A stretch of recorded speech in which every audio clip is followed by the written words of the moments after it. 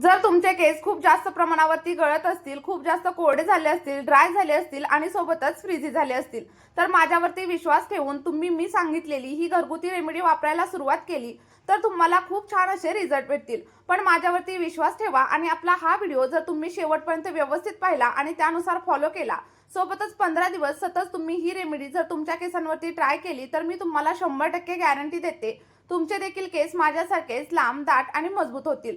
चला तर मग आता जास्त वेळ न घालवता आपण आपल्या व्हिडिओला सुरुवात करूया। पण अजूनपर्यंत तुम्ही आपल्या चॅनलला सबस्क्राइब केलं नसेल तर लगेचच सबस्क्राइब करा आणि व्हिडिओला एक लाईक देखील नक्कीच करा। आणि तुम्ही आपला हा व्हिडिओ कोणत्या गावामधून किंवा मग कोणत्या शहरामधून पाहताय हे देखील मला कमेंटमध्ये सांगायला अजिबातच विसरू नका। बघा, आपली रेमेडी बनवण्यासाठी इथे मी एक भांड घेतलेलं आहे। तुमच्याकडे जे कोणतं भांड असेल ते तुम्ही घेऊ शकता। फक्त एक गोष्ट लक्षात ठेवा, ॲल्युमिनियमचं भांड आपली ही रेमेडी बनवण्यासाठी अजिबात वापरू नका। आता भांड्यामध्ये आपल्याला साधारणतः अर्धा ग्लास एवढं फिल्टर केलेलं पाणी ॲड करायचे आणि तुम्ही जर कपाने मोजत असाल तर 1 कप घेतलं तरी देखील चालेल। लक्षात ठेवा, तुम्हाला फक्त फिल्टर केलेलं पाणीच घ्यायचं आहे आणि ही गोष्ट मी तुम्हाला प्रत्येक व्हिडिओमध्ये सांगत असते। कारण जर तुम्ही बोरिंगचं पाणी किंवा मग खारं पाणी घेतलं तर तुमचे केस आणखी जास्त प्रमाणामध्ये गळायला सुरुवात होईल। यानंतर इथे मी तांदूळ घेतलेले आहेत आणि तुमच्या घरी जो कोणता तांदूळ वापरला जातो तोच तुम्ही आपल्या या रेमेडीमध्ये वापरू शकता। कारण तांदळामध्ये अॅमिनो ॲसिड्स आणि विटॅमिन्स असतात जे केसांच्या मुळांना मजबूत बनवतात आणि यामुळे केस अगदी लवकर वाढतात।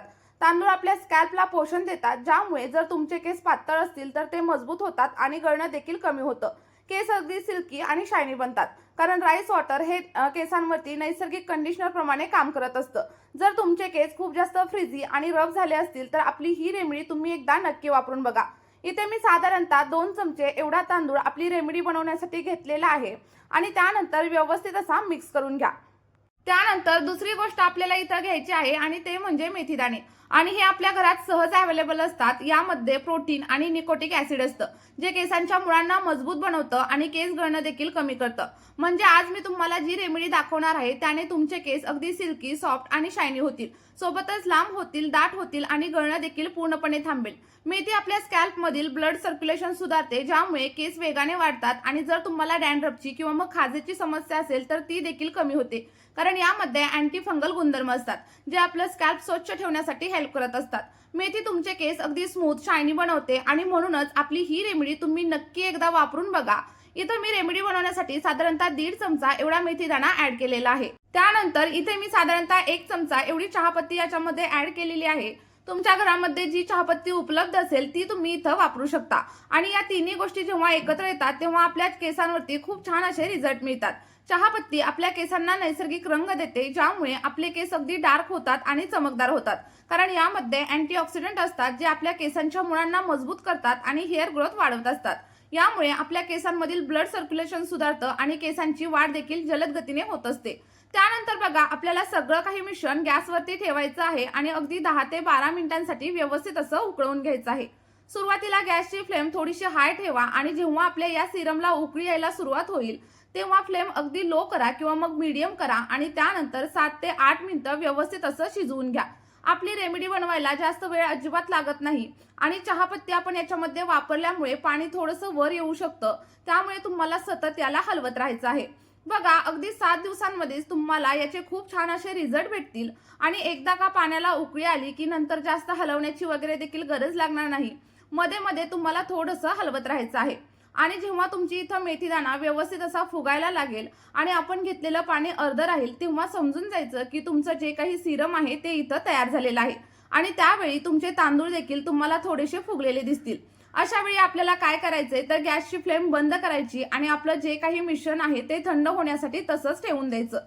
बघा, अजूनही तुम्ही आपल्या चॅनलवरती नवीन असाल आणि चॅनलला सबस्क्राइब केलं नसेल, सोबतच व्हिडिओला लाईक केलं नसेल तर एक लाईक आणि एक सबस्क्राइब नक्की करा।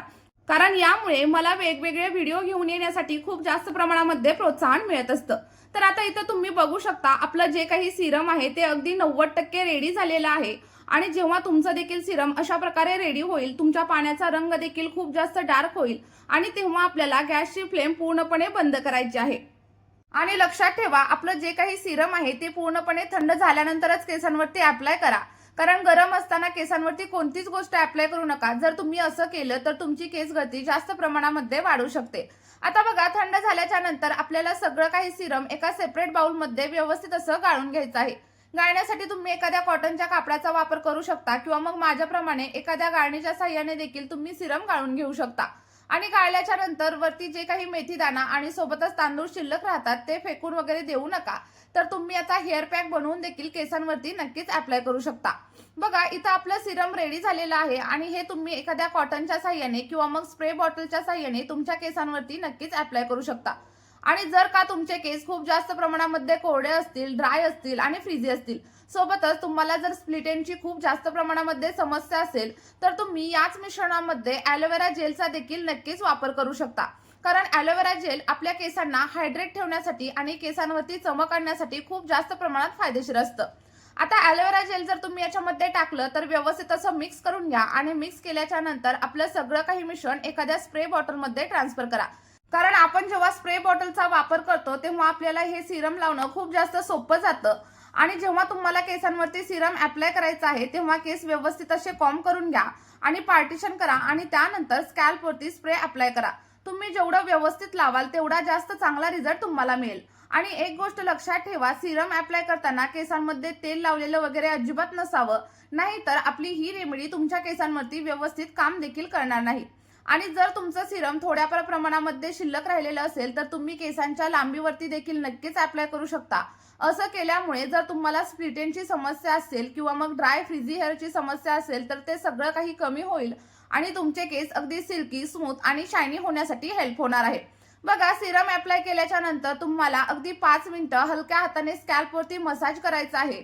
असं केल्यामुळे आपल्या सिरम मधील सगळी काही पोषक तत्व आपल्या स्कॅल्पमध्ये शोषली जातात आणि त्यामुळे आपल्या केसांची वाढ देखील जलद गतीने होते. आणि जर तुम्हाला हेअरफॉलच होत असेल तर हेअरफॉल देखील कमी होण्यासाठी हेल्प होत असते आणि सोबतच तुमची हेअर ग्रोथ देखील अगदी झपाट्याने होण्यासाठी मदत होते. रेमेडी लावल्यानंतर अर्धा तास किंवा मग 1 तास केसांवरती असंच ठेवून द्या आणि त्यानंतर अगदी थंड पाण्याने आणि सोबतच माइल्ड शॅम्पूने हेअर वॉश करा. लक्षात ठेवा, केस धुताना कधीही गरम पाण्याचा वापर करू नका. आणि ही गोष्ट मी तुम्हाला प्रत्येक व्हिडिओमध्ये सांगत असते, कारण जर गरम पाण्याचा वापर केसांवरती केला तर केस खूप जास्त प्रमाणावरती ड्राय होतात आणि फ्रीझी होतात. सोबतच शॅम्पू अप्लाय करताना डायरेक्टली स्कॅल्पवरती अप्लाय करू नका. शॅम्पू थोडासा डायल्यूट करा आणि त्यानंतरच केसांवरती अप्लाय करा. आठवड्यामधून फक्त 2 ते 3 वेळा तुम्ही आपली ही रेमेडी नक्की ट्राय करून बघा. तुम्हाला खूप छान असे रिझल्ट भेटतील. आणि जर तुम्ही सतत 2 ते 3 महिने आपली रेमेडी वापरली तर तुमच्या केसांच्या ज्या काही समस्या असतील त्या देखील हळूहळू कमी होण्यासाठी हेल्प होईल. चला तर मग आपली ही रेमेडी तुम्ही देखील नक्की ट्राय करून बघा. तुम्हाला जे काही अनुभव भेटतील ते माझ्यासोबत कमेंटमध्ये शेअर करायला अजिबात विसरू नका. आणि या व्हिडिओमध्ये आपण इथेच थांबूया. भेटूयात अशाच एका नवीन व्हिडिओमध्ये आणि एका नवीन अशा नैसर्गिक रेमेडी सोबत. आपला हा व्हिडिओ शेवटपर्यंत पाहिल्याबद्दल खूप खूप धन्यवाद. Bye bye.